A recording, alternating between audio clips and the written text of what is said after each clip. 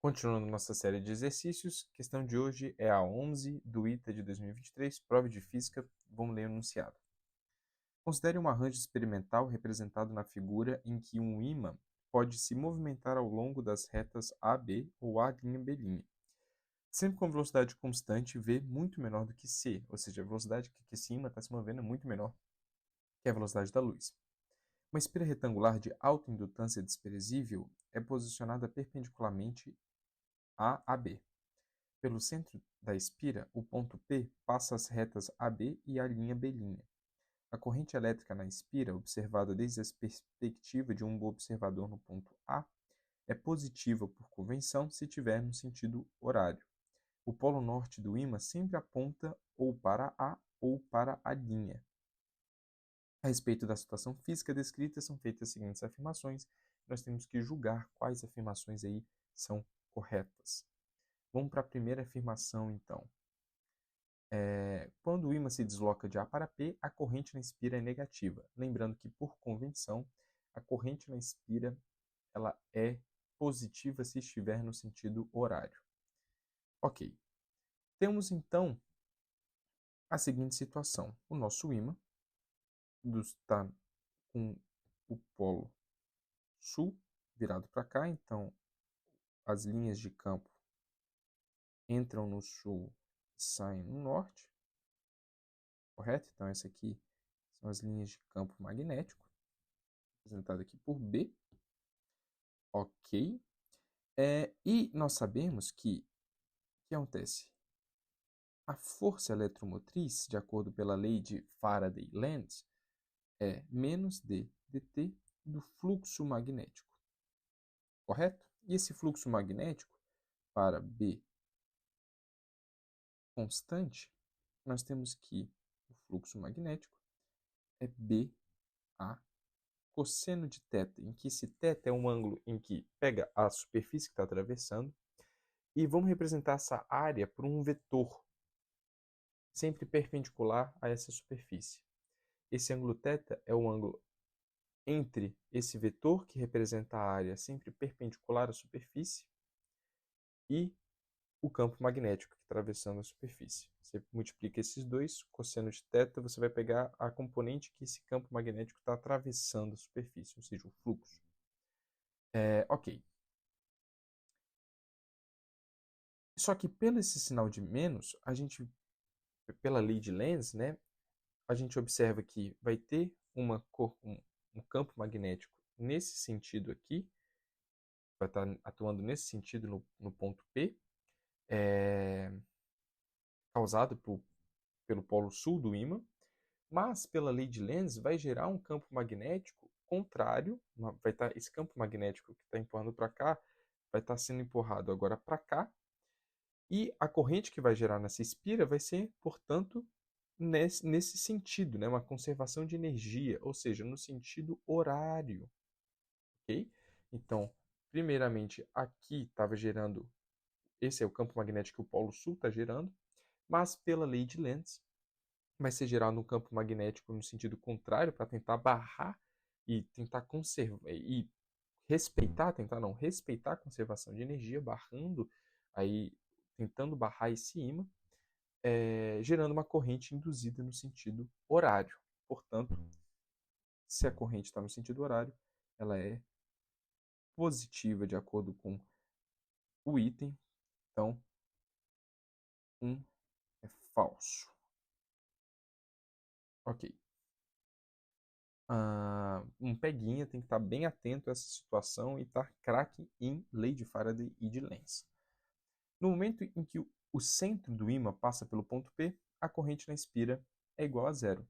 E esse item está correto. Por quê? Bom, força eletromotriz é igual a menos dt do fluxo magnético. E o fluxo magnético para um campo constante é BA cosseno de θ. Isso aqui a gente fala da corrente sempre porque a força eletromotriz a gente pode escrever como a resistência dessa espira vezes a corrente. Então, isso aqui seria a corrente induzida. Quando no momento que o ímã está no centro, a gente não tem variação do campo magnético e nem variação da área.